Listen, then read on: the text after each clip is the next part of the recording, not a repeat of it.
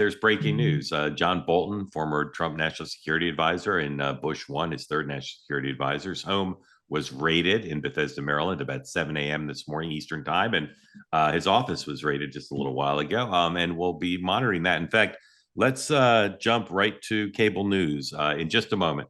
And not quite yet, but in just a moment, we're going to jump to the quad split and see how all this is being covered. But we'll be talking about that quite a bit. Hadn't planned on that story. And that's what happens when news breaks. There's other things breaking this hour, at least potentially.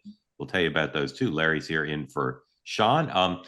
Just as you know, this program is based on the network news division's morning meetings, where they're supposed to run through the day. And often, if news broke during the meeting, you face this choice of, do you just sit around the morning meeting talking about the breaking news and turning the audio up on the TVs in the conference room where the meeting's anchored from?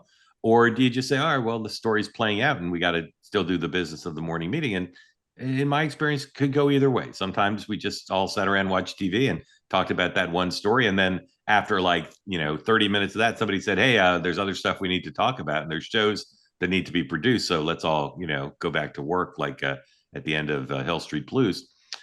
Or sometimes we just say, well, okay, that's breaking. Let's talk about that for 20 seconds. And now let's run through the rest of it. So I'm not sure which way we're going to go here, but let's dip in to cable, please, and see how everybody's covering it. Start with the Fox audio, if you would. To sign off.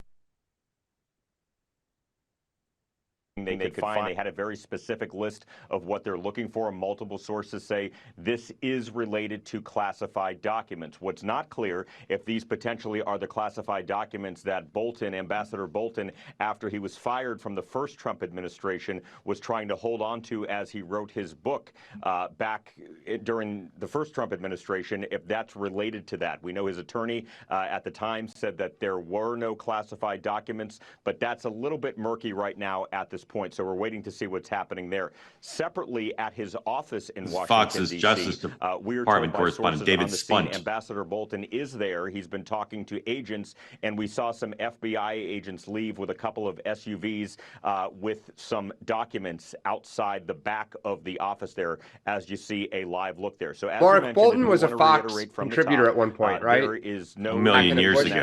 Under arrest, or I think so. Oh yeah, maybe fairly during Obama. Early in the process, but I will note one more time, a magistrate judge would have had to sign off on such a warrant for FBI. All right, leave the quad split up, kill the audio. And they would have had to prove. So Bolton is a seasoned Washington hand. He's an attorney, practicing attorney. He's been in the national security establishment for a long time.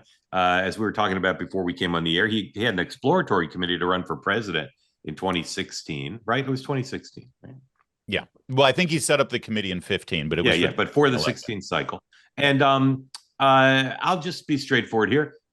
He toggles, in my experience, between being like a rational, reasonable, normal member of the Gang of 500 in the establishment, and then he can be a bit of an odd duck. He wrote a book about his time in Bush 1 that President Trump did not like, and questions were raised about whether he inappropriately disclosed classified information in the book. And obviously, again, I'll try to be straight down the middle here. This will be seen as another example of the lawfare retaliation. President Trump ordering the Justice Department to go after his enemies, as my mythical fifth grader might say, in a long line of people who have been investigated, where investigations have been opened. I keep saying proof will be in the pudding. If Ms. Cook improperly had 2 mortgages, or maybe 3, now it's being alleged, truth will out, and hopefully justice will be done. I don't know if John Bolton did anything, but I know, as one Trump person said to me this morning by text, not a great morning for John Bolton, no matter what, potentially. But he is a cool customer. I don't think he's going to freak out here, but he's very active on cable and on social media, so we'll get a reaction from him. Dan, your initial thoughts about this Bolton development? Well, if it is about classified papers that he took, obviously there's great irony in this. If you're a Trump supporter, that this is happening, but I'll just say it goes to the Cook allegation and others. Democrats paid a huge price for lawfare under Joe Biden. And I would imagine that Donald Trump, if this continues, will pay a price, not with his base, because just like our base loved what the Biden people were doing. And I know some of it wasn't the Biden Department of Justice. It was out of New York, but all with, I think, the same goal. The voters that decide elections don't love this stuff. Kash Patel had a provocative tweet this morning about justice being done. And Dan, I take your point, but before Larry jumps in, let's say Bolton, again, I'm not saying this happened, but let's say Bolton did something wrong. I don't know that I think voters maybe didn't like lawfare against Donald Trump because those cases, in all but one case maybe, were so flimsy. Well, Mark, I would disagree. I mean, there's no doubt that Donald Trump wouldn't return the papers. Well, that's the one.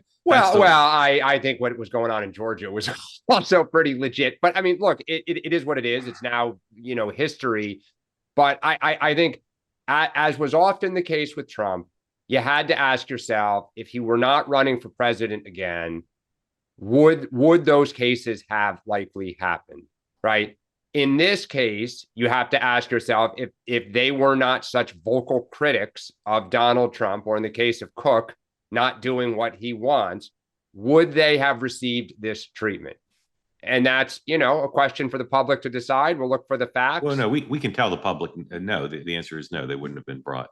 Sure. Larry's here. Larry yesterday seemed to favor Republican lawfare and oppose Democratic lawfare. Larry, John Bolton, what are your thoughts on baseball? Well, I would reject the premise that I oppose one lawfare and not the other. I believe I used the word justice, and Kash Patel's tweet, I think, says it all. No one is above the law.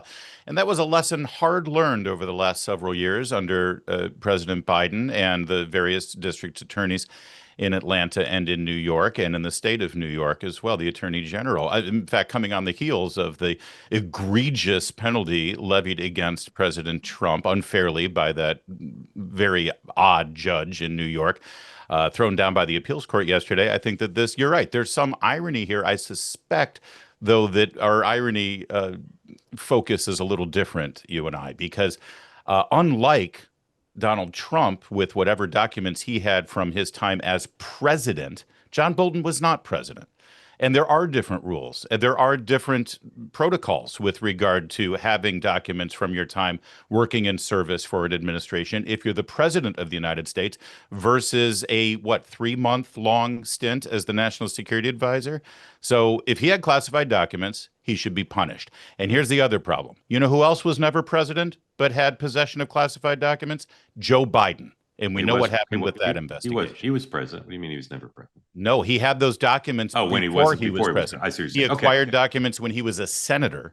Want more great clips like that? I've got an idea. Hit the subscribe button, be part of the two-way community, never miss a clip, and you can always watch our full episodes, join them live, go to twoway.tv.